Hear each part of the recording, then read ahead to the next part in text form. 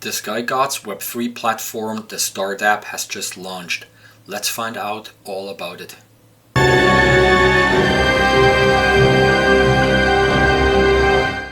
Welcome back. My name is David Bowler. I'm the creator of GODZ, and a few days ago we published the website. And as you may have noticed, on top of the website, on top right, there is a little button that said Launched Stardapp. And the Stardapp was what was not ready when we launched the website, but it is ready now, at least in its initial format. What is the Stardapp? The Stardapp is essentially the Web3 version of the GODZ universe, where you can interact with your tokens and NFTs with the actual content, and it is based on a framework I've developed called the NDApp. NDApp standing for Entertainment Dapp, which is like one of the things that I've noticed in this space, that so much of it is marketing driven and not really creator driven. So they release like an NFT collection, possibly make millions of dollars, and then all of a sudden they don't know what to do with it. It's a good idea to make an anime or a webcomic or whatever basically, but they don't have the background to actually pull it off. So I figured I'm going to take a different approach. I'm actually focusing on a content and concept first, and then starting to get basically into the mechanics of things. Now, I've mentioned Web3 several times, and some of you may have wondered what that actually means. So let me just give you like a couple minutes like intro and why Web3 actually matters and is important and mostly significant. Web3 basically stands for blockchain powered. I don't want to use the word crypto because crypto really is like the financial part of the blockchain. It's not. It doesn't really have too much to do with the technology. It's sort of like more like peer-to-peer financial transactions. So now a lot of you are wondering, yeah, but blockchain, what does it really matter? Don't we have like databases that already do similar things? When blockchains are basically glorified databases. Of course, that's a valid criticism. There could be some argument that traditional databases are just too centralized as opposed to a blockchain that is supposed to be decentralized. But if you want to be a stickler there, you can also say, well, how decentralized is it? If, let's say, for example, Ethereum, some nodes are hosted on AWS, isn't that really back to the decentralization? We don't want to go into this discussion today, so let me just walk you through the first three important points why this actually really matters, and maybe that will help you understand where I'm coming from. The first one is really, when we started the internet, I didn't start anything, but when the internet started, there's a lot of things that were not built into the internet or weren't really thought of. One of them, for example, was a native payment system. The internet does not have a native peer-to-peer payment system. Every payment that you make over the internet goes through a third party. Now that's very problematic, for example, if you live in a country where that payment processor doesn't offer any services. Let's say you're like in a sanctioned country or in a war country or whatever, you're not going to be able to transact anything over the internet. And I really feel that like there needs to be like a peer-to-peer method of transferring funds. Now, of course, you could say, yeah, but these funds are being used for, laundering drug money and terrorist money. Well, that still happens with US dollars. You will never be able to prevent that. The same as you will never be able to prevent piracy of, like, for example, anime or games. It's just going to happen. Doesn't matter how much you're trying to protect your content. So that's one of the things, and the blockchain, also especially if you look at the Bitcoin white paper, Bitcoin was one of the first ways to really sort of like do this. There have been other ways before, cryptography has existed for quite a while, but Bitcoin was really one of the first really good ways of doing that, and since then there's been a lot of systems coming out, and really basically Ethereum is essentially as a consensus mechanism, basically the backbone of the peer-to-peer payment network. So that's really an important point. The second one is identity. On the internet, we don't really have our own. We don't really own our own identity. Every identity that we have, every login, every signing, whenever we talk or interact with somebody else, is through a third party. Even like you could say, for example, an email address. You have a Gmail address. Who owns Gmail? It's Google. You really don't own anything. And that is a real problem as we're going to go on into the further digitalization of our age. You cannot be completely dependent on third parties, and as Facebook has shown, they're really going to take you to the cleaners, and you're going to be in deep, deep trouble. The third one is ownership. If I send you a JPEG, it means absolutely nothing, because it's fungible. I can send everybody a JPEG, and there's absolutely no value attached to it, basically. So the fact that we really don't own any ownership of anything like we have in real life. If I hold a book in my hand, this is my book because I'm holding it in my hand. Yeah, it may be the same book that the guy next door has too, but still it is mine. They cannot really take this away from me. And we don't really have that on our internet so far, And I think really blockchain, especially with digital collectibles, has really made a huge step forward, basically, that when an NFT, for example, has a unique token ID, you cannot say that token ID is exactly the same as the other token ID. Yes, the JPEG that may be attached to that NFT may look the same, may look different, but the token ID is not. So basically, in a nutshell, this does give me ownership over that specific item. Yeah, I mean, a lot of older people will have a problem with that, thinking about this kind of why is this significant? But for a lot of younger people, it is absolutely significant. If you look, for example, at games, all the Warcraft items, all the in-game items, they're all being traded basically, but they're technically worthless. If a big company decides to take it all away from them, they can. Now, you cannot do that with NFTs. You cannot do that with stuff that's actually on the blockchain. Or maybe you could, but it's a lot more difficult and a lot harder. And especially with Bitcoin, the only way that Bitcoin is ever going to stop existing is the world goes down in flames, literally. There is no other way for this network to stop. So anyway, so that's a little bit back information, basically why I think this is significant, and I'll tell you why this is also significant for Sky Gods and the entire universe that we're building here. It is significant because I really want to build something up that can be freely interacted between the anime, the game, and the webtoon. And that's sort of where I got my idea for this app. That you basically have, you watch an anime and you have an activity going on in anime, and that will result in you either getting an NFT or a token. That token you can then take, use it in a decentralized finance game, which I'm going to be talking about in a second here, and you can gather further tokens, further NFTs, which you can then take into your RPG, and in the RPG you can use that, for example, to build your community on your planet, which also will result in you getting, for example, more tokens or more NFTs, which you can then use again in a DeFi games and so on. So you have this really intricate, interconnected system of all those things playing together. And essentially, maybe not making you a rich man. It's not really about the money, at least not for me, and certainly not at this point.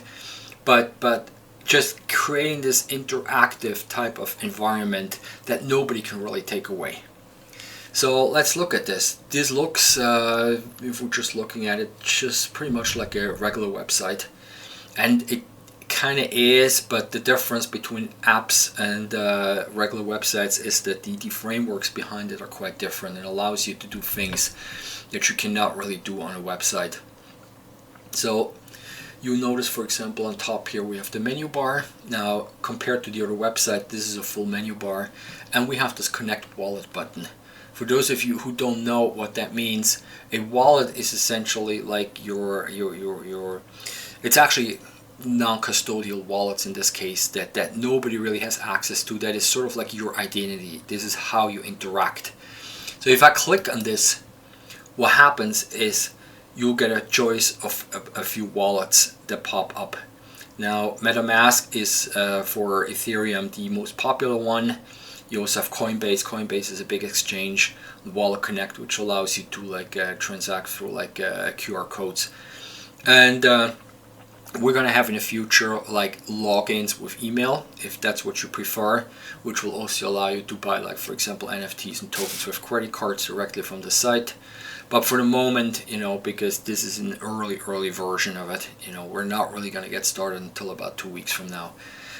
This is just MetaMask. So if I click on this, what happens then is it asks me to connect. and it is connecting now, and you see I have a balance up here. This is it's called a token balance for the Polygon network, which is the network that this app runs on, and the NFTs and the tokens are minted on. Now, once the app will have started, you will actually see your assets here. This is going to be like your little, it's going to be like a mini dashboard. It will not show you like pictures of all the assets, it will just list them, you know. So you'll see like you have a token balance of X tokens, you know, of the Lotus or Stardust tokens, and you have like X NFTs, you know. Eventually you will get a profile up here that will show you all the visual representations of the NFTs.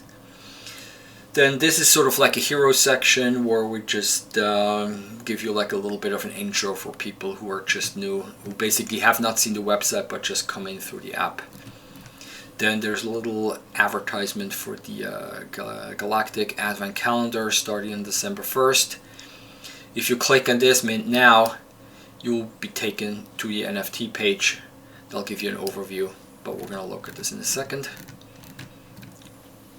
This is also pretty similar to what's happening on the website. These 3 cards, they'll give you sort of like a one picture overview of the different subgroups. So we have the games, we have the anime, and the webtoons. Pretty basic. Then down here we see some of the companies that we're working with. You know, there's Polygon, which is going to be the blockchain, and Third Web, which is going to be the backend service provider. So if we look at the game section, this is also pretty simple at this point because the games are not really live yet. I will, you know, as soon as we start minting, I will actually, you know, connect them. We have a Stargazer DeFi game, which is a Stargate game in a nutshell. You'll get a Stargate NFT, and you'll be able to get like cosmic energy NFTs. You'll be able to stake them, and through that basically power up your Stargate and get tokens. It's like what's called an idle game. This may be mostly interesting really like for like the Web3 fans and the token fans. There's really not much happening other than like you're just you know, earning tokens, and you're earning more NFTs. Then the Stargazer RPG, this is actually where it gets really exciting. This will be featured in the app. You can load this in the app as a game level, and you can log in with your NFT and play as that character in the game. And eventually it will all be collected together in a larger PC game. Like I've mentioned in the other video, browser games don't allow you to put too much information in it, so we literally have to do this pretty much 1-2 levels at a time. But that will also give me some time to like work out some of the problems. You know, as you probably know, games are particularly difficult to do, and the level of bugs there, you know, it's just off the charts. But so by the time that the PC game will be finished, we'll have most of this worked out. Then we'll go to the NFT page. We have basically 3 different types of NFTs here. There will be Advent Calendar. The cool thing about the Advent Calendar is that you'll get a new NFT every single day from December 1st to December 25th. Now these are called ERC 1155 standards, so they're basically for each day they're all the same. So they're not like unique in that sense. However, what you can do is you can burn them later on after the 25th and trade them in for an ERC 721, which is a unique NFT which you then can use and stake in order to get more tokens. Now for some of the uninitiated this sounds really complicated, and I'm gonna make a specific part of the website. It's all about that to get you to understand, but this is actually a really fun mechanics basically to interact with the tokens and interact with the NFTs. Then the Founder Edition, as you've seen on the website, there will be 3 different types of Founder NFTs. There will be the Star Wanderer. Then the Founder NFT will be a unique alien, so every alien will be different, and you will not know which one you're going to get, so you'll just basically have to mint blindly, and afterwards the alien will be revealed to you. If you do not like your alien, you will be able to trade them or sell them or whatever. We're going to talk about this in a second in the marketplace. But this will give you pretty much access to everything. You know, you're not really going to have access to these super complicated things, but most things you will be able to do that within the Stargazer Lyra environment. Then here is the Stargate Cosmic Energy NFTs. So here you can claim your Stargate NFT. You'll be able to claim that with your founder NFT and the Cosmic Energies too. You know, there's the first one I think is free, and the other ones are a very small price that you have to pay your Stardust token, and you essentially can deposit them in your Stargate and you'll get more tokens. Then the tokens themselves. We have a what's called a dual token system here. There will be the Lotus token, which is the utility token, and the Stardust token, which is the so-called in-game token. So this one will have a much higher supply than this one, and this one will be used in order to for you to trade and buy and sell within the actual game environment. And this one basically will be used to trade from this token to this token, and then, you know, cash in and cash out.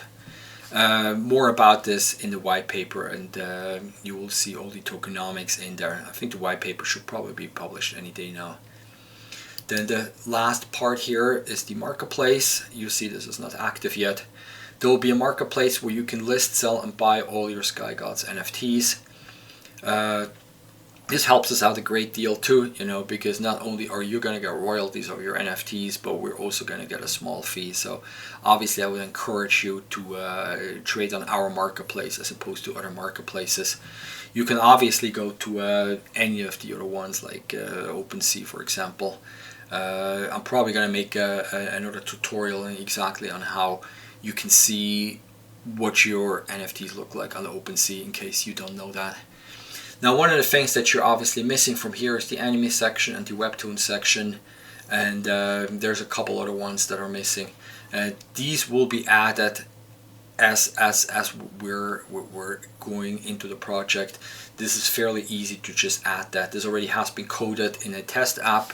All I need to do is just copy this over and we're up and running. So if this all sounds really super confusing, it is not, you know. I would encourage you to look deeper into that. I will publish any day now the tutorial sections on the website, the Web3 tutorial, anything to help you to get into this. And you can also, of course, join us on the Discord. And there's a lot of knowledgeable mods that will help you. And if you have a problem, a technical problem, you can open a support ticket. So now, finally, with all the back end out of the way, you know, we got the website done, we got the app done. We're finally going forward with content. So the next few videos you will see will be behind the scenes stuff on the animation and the gaming, the models, the backgrounds, just all the cool stuff that I've been waiting for. So thank you very much for sticking with me, and I'll talk to you soon.